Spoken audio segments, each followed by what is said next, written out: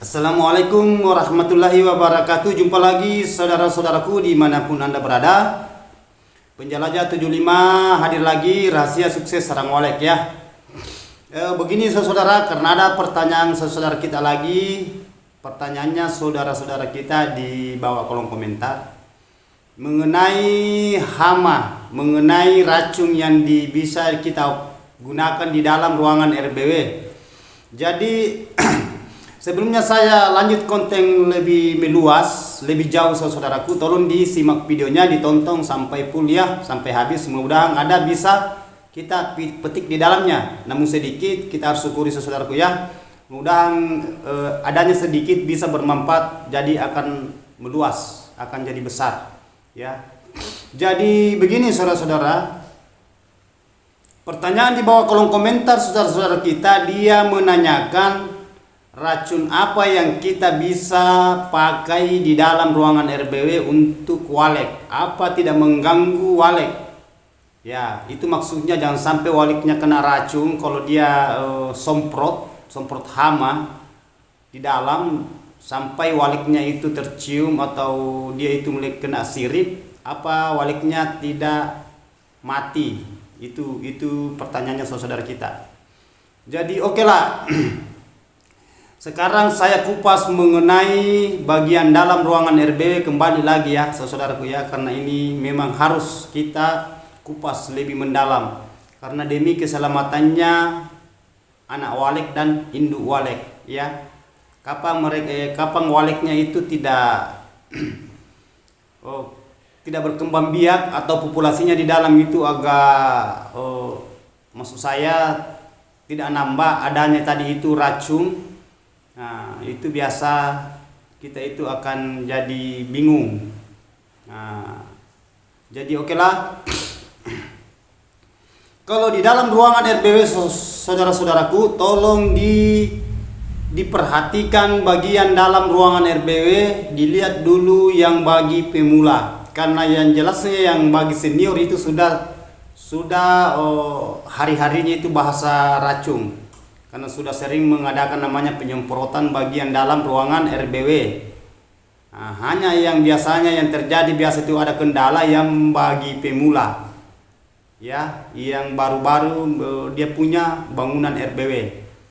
Jadi sebenarnya saudara-saudaraku, itu racun hama kalau kita menyemprot bagian atas semacam kayak plak sirip di plak atau kena plak atau sirip, itu kita gunakan racun diamond ya. Ada racun khusus untuk walek itu. Nah, itu tidak pengaruh sama sekali walek dan sarang, begitupun juga anak kanakan.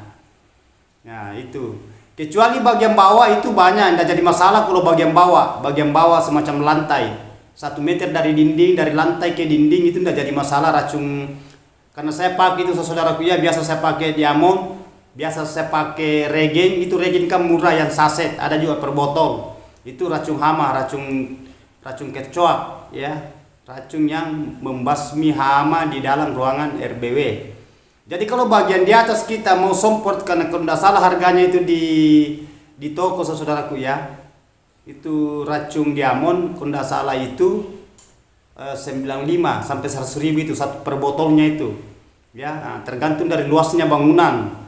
Kalau luas itu biasa kita pakai itu tergantung kita bandingkan saja di dalam ukuran tangki ya, berapa perbandingannya. Kalau regen itu yang saset atau yang botol. Kalau regen itu yang kayak dia punya saset itu kalau 5 liter air di dalam tangki saya pakai itu 2 ya, 2 saset itu kalau regen. Racun regen itu biasa dipakai di sawah, pakai semprot padi. Nah, itu bagus itu. Tapi kalau bagian atas saudara-saudaraku, bagian sirip itu diamond. Nah, diamond kalau tidak salah ya mereknya itu. Nah, jadi itu yang kita pakai saudaraku, aman itu untuk walek ya. Nah, aman. Jadi tidak usah kita takut, karena sering saya pakai juga itu aman. Aman untuk anak dan induk. Begitupun juga sarang. Ya, jadi lanjut dari itu saudaraku, Kalau di dalam ruangan RBW kita betul-betul memperhatikan bagian tokeknya itu di dalam juga ya. Nah, itu bagian tokek itu, karena tokek itu biasa itu ndak mampang racun kayak gitu. Ya, diusahakan itu ditelusuri bagian dalam, bagian sirip, sela-selanya sirip, atau di sudut-sudut. Kalau bangunan ada punya kamar, itu bangunan walik ada kamar, atau bahasanya skat-skat atau dipailin, kita perhatikan bagian predator tokek, karena itu tokek itu sangat-sangat itu menghambat bagian dalam ruangan RBW. Pernah juga saya angkat ini mengenai predator tokek ya, karena itu yang bahaya itu, dia habiskan itu anak walik, dia makan, induknya pun juga kalau dia dapat dia sergap ya. Nah, jadi diusahakan saudaraku kita betul-betul bagian di dalam ruangan RBW kita konsisten bagian dalam ruangan RBW, istilahnya profesional ya, bagian dalam, supaya waliknya itu cepat berkembang biak. Ya, cepat berkembang biak, karena yang penting kita sudah berusaha saudara pihak, kita berusaha gimana caranya untuk membasmi segala predator di dalam yang menghambat populasi.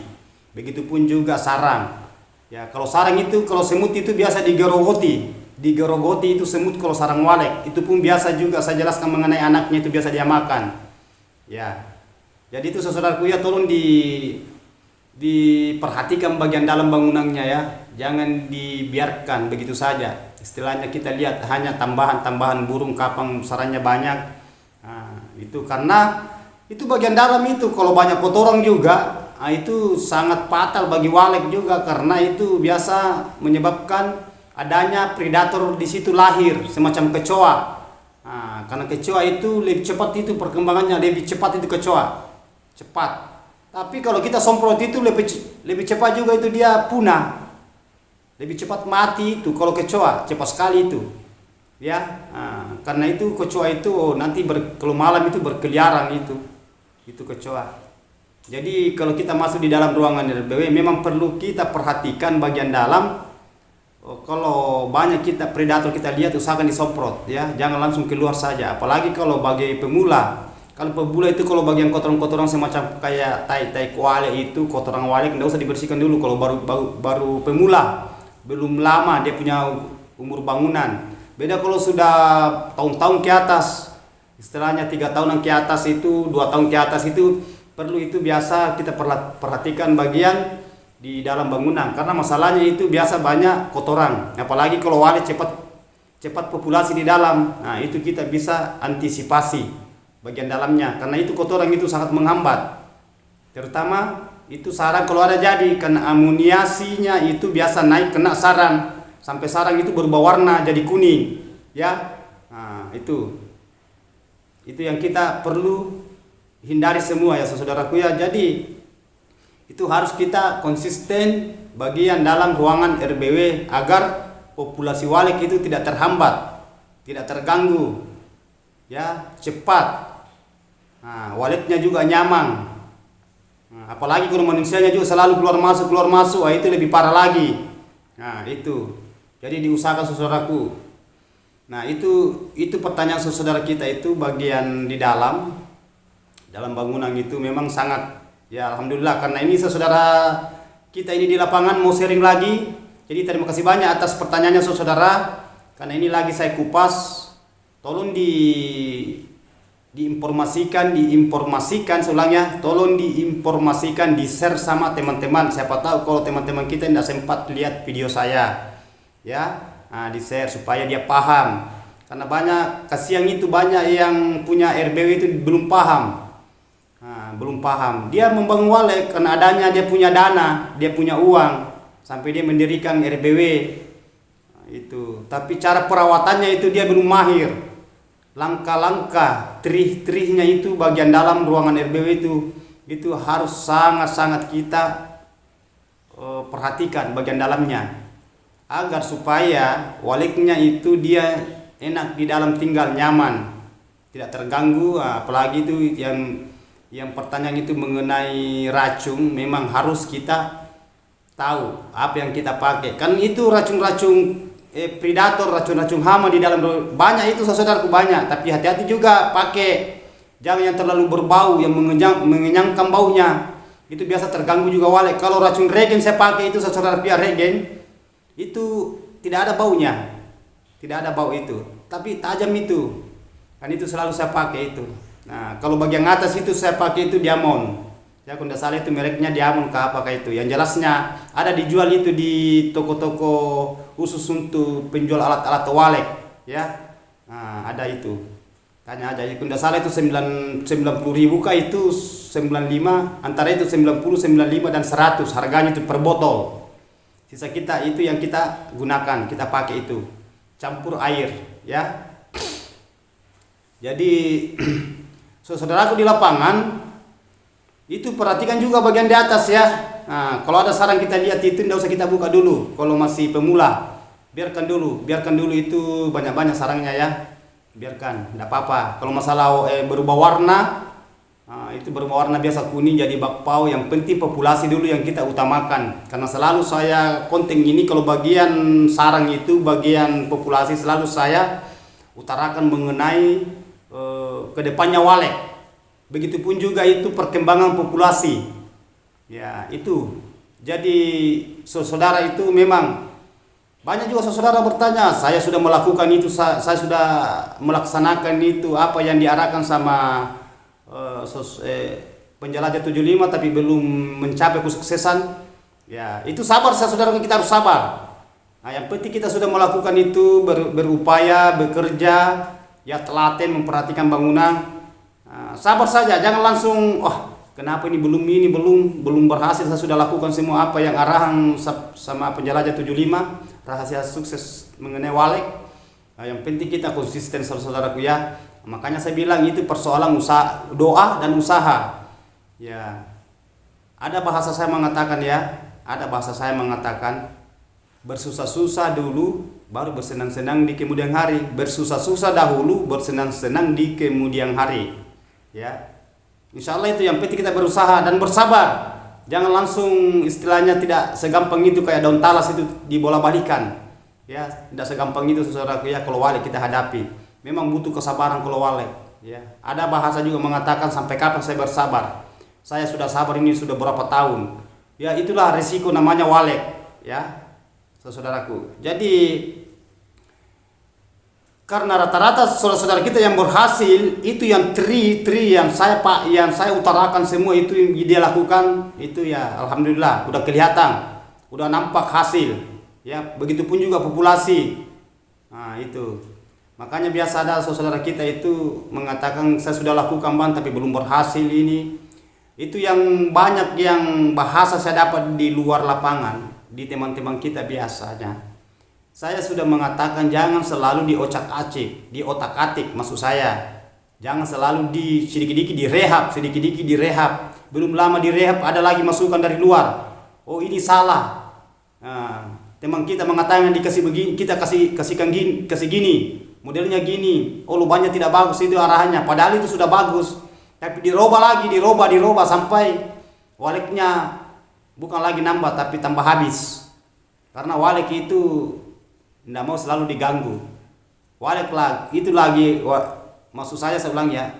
Sebenarnya walek itu kita itu diuji kesabaran juga di situ ya. Ya, yang penting suara sudah optimal, kelembabannya bagian dalam sudah bagus dan suhunya juga bisa memenuhi antara kelembaban dengan suhu bisa satu. Keseimbangannya bagus, begitupun juga bagian pembersihan bagian dalam bangunan, terutama itu bagian air, ya, karena itu air itu bahasa kelembaban. Kalau suhu itu udara, begitu juga sarang itu kotoran, ya, karena memang banyak saudara kita itu kalau bangunan baru itu dikasih masukan kotoran, diambilkan kotoran dari luar, baru kita kasih masuk di dalam ruangan RBW. Bahasanya itu memancing burung supaya burung itu dia cium baunya sampai dia singgah. Tidak usah terlalu berkelebihan saudaraku ya, tidak usah. Kita main alami aja. Yang penting kelembaban, karena masalah di dalam ruangan RBW itu kalau walek itu masuk akan dia punya kotoran tersendiri. Nah, itu. Banyak saudaraku dia kasih masukan kotoran di dalam ruangan RBW tapi tidak ada burungnya. Banyak juga tidak ada, dia main alami, tapi burungnya juga padat. Akan kotoran itu akan ada sendirinya nantinya, karena itu burung yang sudah inap, sudah beradaptasi bagian dalam, tinggal itu yang akan berak, ya. Nah itu kotorannya nanti itu akan bertambah. Karena memang itu baunya, dia punya bau tewalek itu mengenyamkan, memang istilahnya tajam baunya ya. Nah, yang jelasnya kalau burung sudah inap itu pasti akan berak. Dia punya kotoran tersendiri. Itu yang perlu kita perhatikan saudaraku. Selalu saya ulang-ulang itu kalau membahas mengenai di dalam ruangan RBW itu. Usahakan itu kelembabannya ya. Diusahakan kelembabannya. Itu capai kelembaban. Tapi yang paling patah sebenarnya saudaraku, memang sudah dilakukan itu apa yang saya utarakan sama saudara kita di lapangan. Hanya itu faktor kesabaran yang paling susah dihadapi saudara kita. Itu yang paling susah. Paling susah itu karena itu kesabaran itu luar biasa. Karena kenapa? Kalau kita sudah mengatakan jangan masuk sampai 4 bulan, jarang yang bisa melakukan itu. Nah, biar kita sudah penuhi yang bahasa tadi itu semua sudah terpenuhi di wallet, tapi itu yang keluar masuknya itu jarang yang mau bersabar. Salah sedikit kalau lambat-lambat burungnya dia lihat populasinya langsung dia mau direhab lagi, mau dikerja ulang lagi. Berarti sampai kapan kita selalu memulai? Maksudnya memulai itu sudah jadi, sudah ada burung sudah inap di dalam, tapi dikerja lagi karena mau banyak cepat. Apalagi kalau ada yang tetangga-tetangga itu banyak burungnya, itu cepat sekali kita itu istilahnya terangsang mau seperti mereka. Gimana caranya saudaraku mau seperti mereka, karena sedangkan mereka itu lebih duluan daripada kita. Baru dia optimal, dia punya bangunan, dia punya RBW dibanding kita punya luas berlantai-lantai, berapa lantai, kita sempit baru berapa lantai aja, tidak sabar lagi. Jadi memang berat. Jadi ditelepon lagi yang punya konsultan yang menangani, kenapa tidak mau nambah, kenapa, gimana caranya mau nambah saudaraku. Oke lah, tidak masuk lagi, tapi itu mengenai airnya. Makanya itu air itu kita konsisten bagian air. Jangan sampai itu habis di dalam, apalagi kalau lama baru masuk. Ya, itu. Nah, kan itu kendala juga itu kalau kita pakai baskom saja itu, baskom itu baru baskom kecil kita pakai, yang jelasnya cepat kering, pasti kita keluar masuk, mengganggu juga walik itu. Karena kalau kita masuk di dalam ruangan RB itu ada kita keringat di dalam, apalagi kalau tidak lembab, panas, kurang lagi suhu masuk.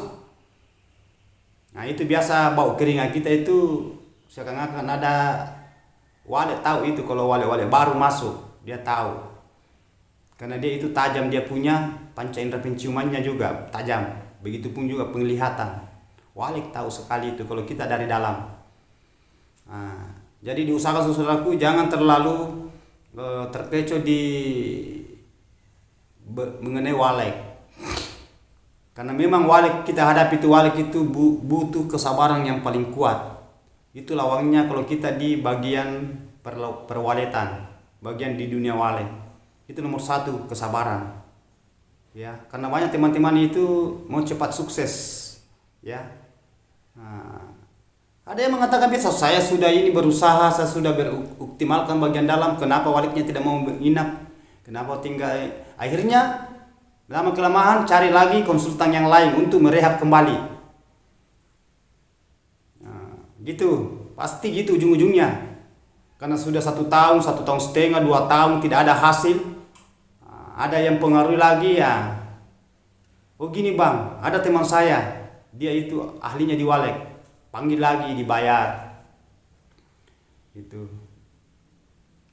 Karena kenapa memang sulit memang dihadapi kalau di dunia walek. Karena kita itu hanya berusaha saudaraku ya, kita bukan penentu mengenai rezeki. Kita hanya berusaha mengoptimalkan bagian bangunan. Kalau kita sudah berusaha tapi belum ada ya bersabar. Makanya saya bilang inti di dunia walek itu adalah faktor kesabaran nomor 1. Faktor kesabaran itu ujiannya di situ. Karena kenapa burung itu selalu saya ulang-ulang ya, kalau walek beda dengan bebek entok. Bisa kita usir masuk dalam kandang baru kita tutup kandangnya. yang kena nyaring-jaring kah atau pokoknya. Kalau walik tidak, karena dia terbangnya di atas.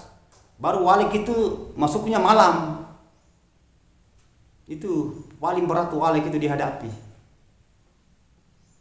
Jadi faktor kesabaran itu di walik itu memang ada 3 ini. Ini susah sekali dihadapi bagian teman-teman kita di lapangan. Yang itu karena memang sifatnya manusia kita itu berburu nafsu, mau cepat, memang itu saya maklumi juga, kita manusia kan saya juga pernah alami yang begitu ya.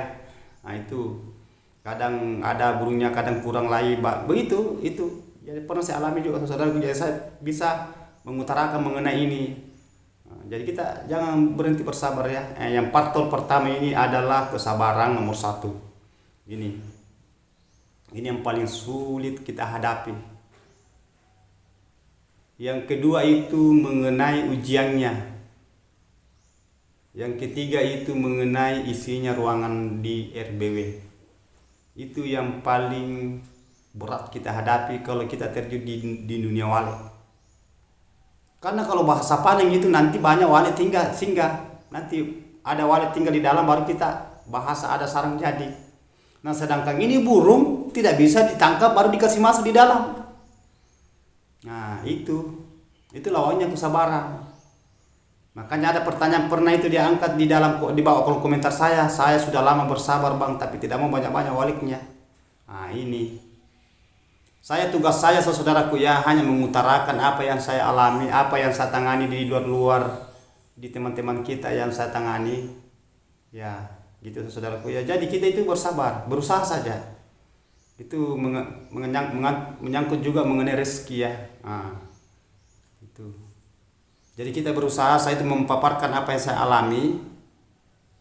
Begitupun juga yang binaan saya di luar yang saya tangani, baik yang mulai dari penggalian pondasi sampai selesai, bahasanya terima kunci. Begitupun juga yang gagal sampai 1 tahun, 2 tahun, 3 tahun tidak ada hasil sama sekali. Namun ada wali tinggal tapi tidak mau nambah begitu terus, malahan tambah kurang.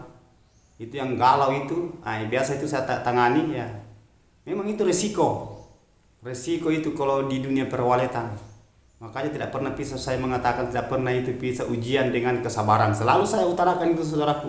Siapapun itu, yang penting makhluk diciptakan sama Allah itu, diciptakan sama pencipta itu yang bernyawa, semua punya ujian. Ya.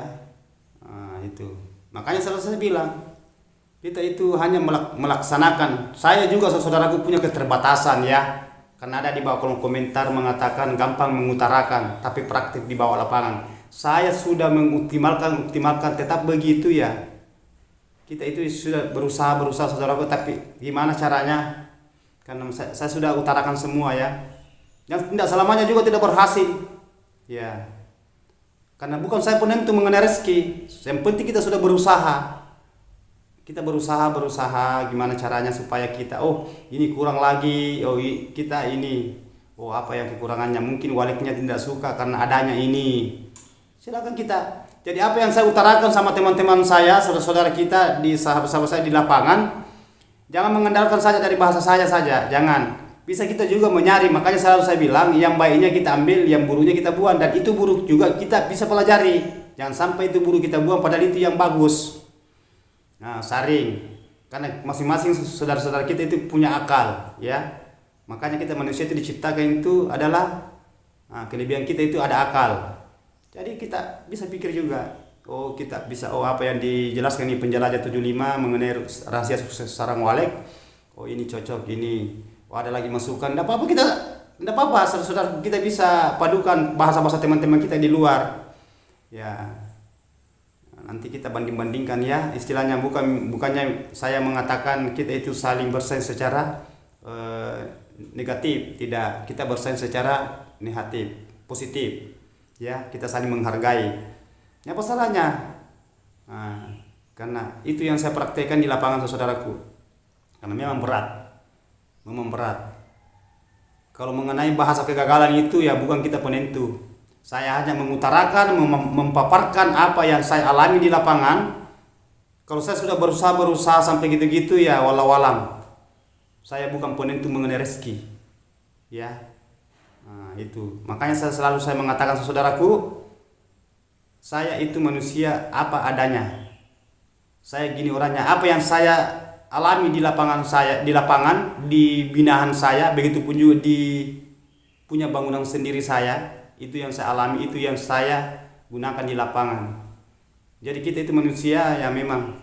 Nah, kalau ada kendala pasti kembalinya ke situ.